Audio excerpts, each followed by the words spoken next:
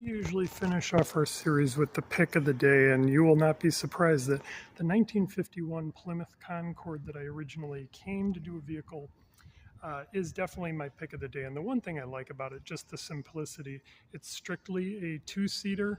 It's got a hardtop coupe.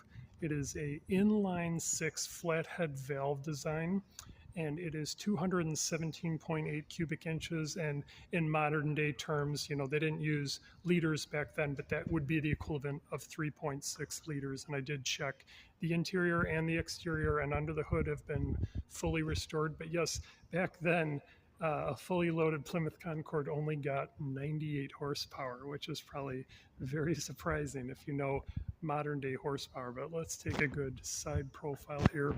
And the name Plymouth is actually the first European settlement, or one of the first European settlements of the United States. And then Concord was one of the peripheral cities, one of the first cities of Plymouth, Massachusetts. So that is sort of the history of why they use this name. And then one thing, if you know, kind of Chrysler, they came back out with the Concord, the Chrysler Concord, but with an E on the end. That's not the original way it was supposed to be spelled, but definitely nothing like the original 1951. And then another thing, similar to how a lot of vehicles had governors for like how much fuel usage in the 70s and 80s during the oil shortage, there was actually a metal shortage in post-World War II. So this had a different problem.